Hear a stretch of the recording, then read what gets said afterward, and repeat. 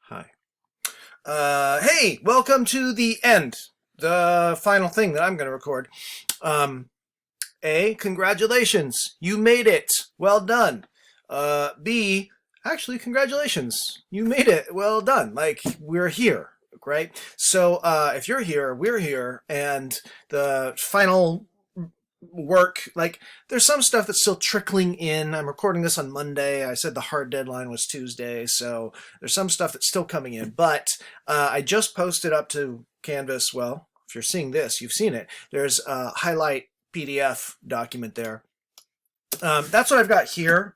I'm not going to talk through all of these because it's kind of like they're all coming from different places, but let's just take a look together and note how far you've come over the past 10 weeks, because the truth is you did, and it's kind of exciting. So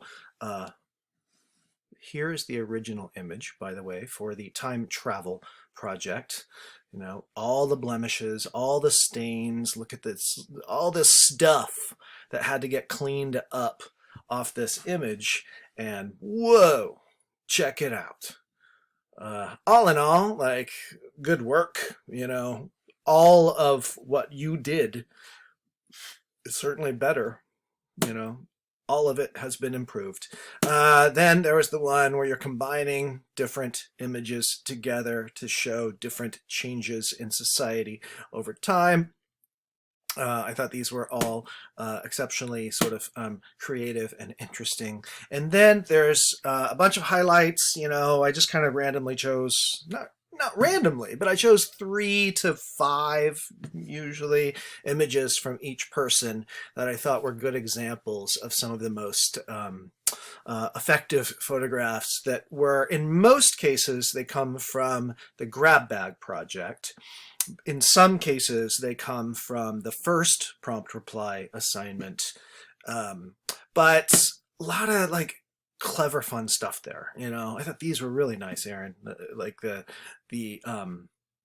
stand-ins, basically the Barbie dolls sort of becoming stand-ins for adults.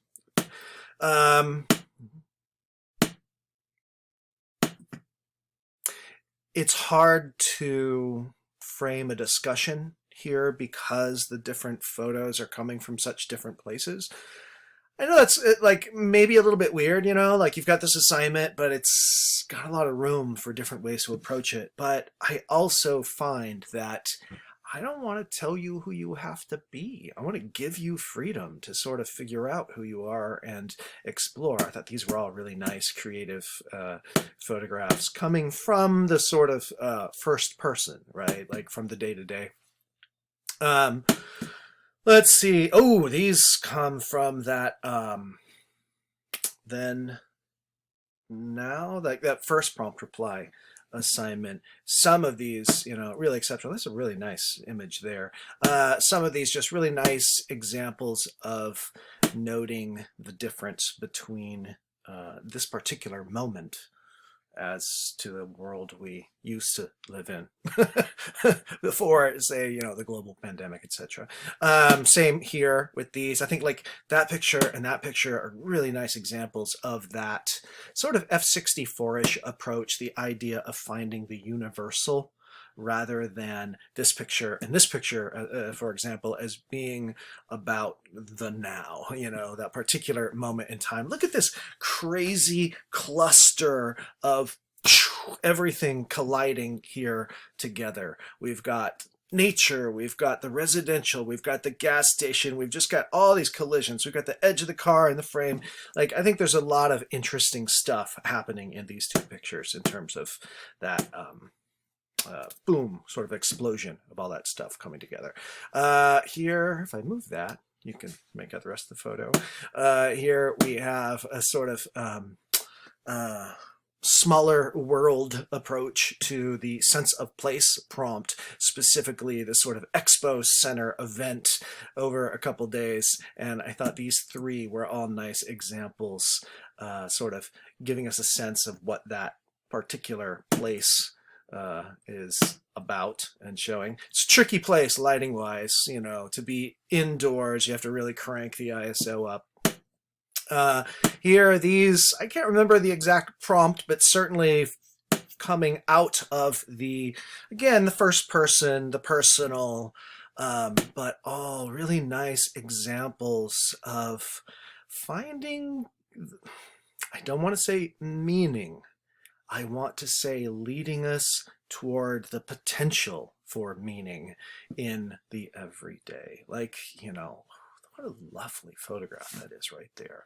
And this sense of both optimism coming from the light, but also this sort of like, it's a little sad, you know, this frayed, torn dog door? Is that dog door? Anyway, I thought very, I don't know, nice images. Frankly, that's what it comes down to. Nice pictures.